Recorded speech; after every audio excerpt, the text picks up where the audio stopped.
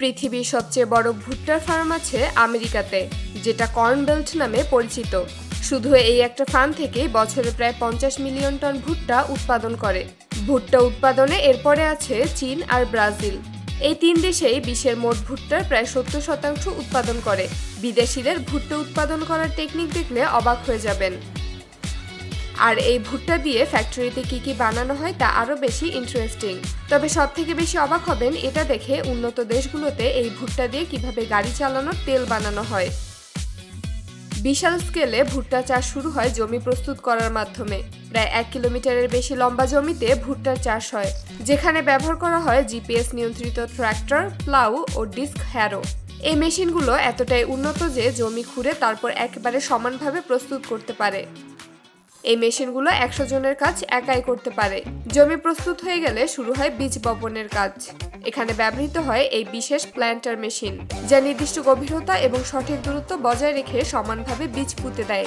এর ফলে প্রতিটি গাছ সমানভাবে বেড়ে ওঠে এবং ফলন ভালো হয়। চারা গজানোর পর শুরু হয় পরিচর্যা। বিশাল মাঠে হাতে পানি দেওয়া অসম্ভব, তাই ব্যবহার করা হয় আধুনিক পিভট ইরিগেশন সিস্টেম, যা বিশাল পাইপলাইনের মাধ্যমে ঘুরতে ঘুরতে পুরো মাঠে সমানভাবে পানি ছিটিয়ে দেয়। গাছকে সুস্থ রাখতে নিয়মিত সার ও কীটনাশক ব্যবহার করা হয়। ড্রোন ব্যবহার করে আকাশ থেকে দ্রুত কীটনাশক ছিটানো হয় এবং সেন্সরের মাধ্যমে গাছের স্বাস্থ্য বোঝা যায়।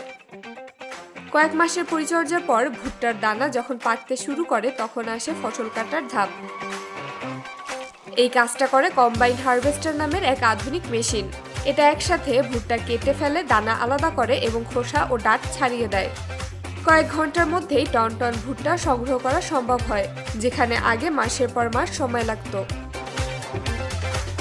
এরপর বিশাল ট্রাকে করে এই ভুট্টা পাঠানো হয় ফ্যাক্টরিতে, যেখানে শুরু হয় এই ভুট্টার আসল কাজ।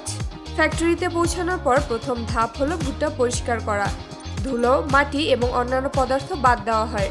এরপর ভুট্টা প্রসেস করা হয় দুইভাবে, ড্রাই মিলিং এবং ওয়েট মিলিং।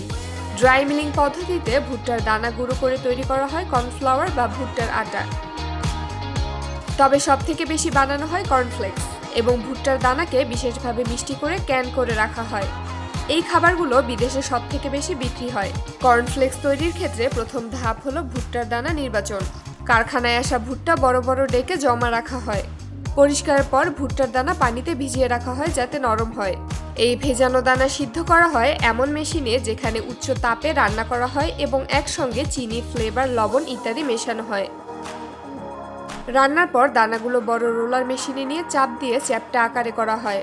এরপর সেগুলো গরম বাতাস বের হয় এমন রোস্টার মেশিনে দিয়ে টোস্ট করা হয়, যাতে সোনালি রং আর মুচমুচে ভাব আসে। শেষে কুলিং কনভেয়ার বেল্টে ঠান্ডা হওয়ার পর স্বয়ংক্রিয় প্যাকেজিং মেশিনে ভরে বাজারজাত করা হয়। অন্যদিকে মিষ্টি ভুট্টা ক্যান করার ধাপ কিছুটা আলাদা। প্রথমে ভাজা ভুট্টার দানাগুলো পানি দিয়ে ধুয়ে বিশেষ মেশিনে নিয়ে সেদ্ধ করা হয়, যাতে রং ও স্বাদ অক্ষুণ্ণ থাকে। সেদ্ধ করার পর সেগুলো ক্যান ভর্তি করার মেশিনে যায়, যেখানে নির্দিষ্ট পরিমাণে ভুট্টা, পানি, লবণ ও চিনির মিশ্রণ ভরা হয়। এরপর ক্যানগুলো সিলিং মেশিনে সিল করা হয়। এরপর ক্যান ঠান্ডা করে লেবেল লাগানো হয় এবং প্যাকেট করে বাজারে পাঠানো হয়।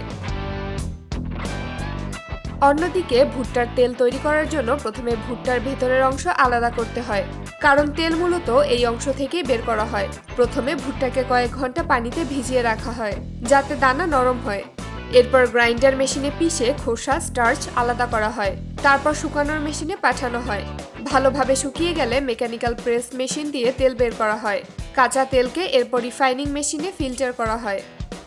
শেষ ধাপে বোতলে ভরে প্যাকেট করে বাজারে পাঠানো হয়। ভুট্টার আরেকটি বড় অবদান হলো জ্বালানি হিসেবে ব্যবহার। কর্ন স্টার্চকে ফার্মেন্টেশনের মাধ্যমে অ্যালকোহলে রূপান্তরিত করা হয়, যা ইথানল নামে পরিচিত। এই ইথানল সরাসরি গাড়ির জ্বালানি হিসেবে ব্যবহার করা হয় অথবা পেট্রোলের সাথে মিশিয়ে গাড়ি চালানো হয়। অনেক দেশে ভুট্টা থেকে উৎপাদিত ইথানল একটি বড় জ্বালানির উৎস। বিদেশিরা ভুট্টা দিয়ে আরো অনেক রকমের পণ্য তৈরি করে, আর আমাদের দেশে ভুট্টা সেভাবে চাষ করাই হয় না।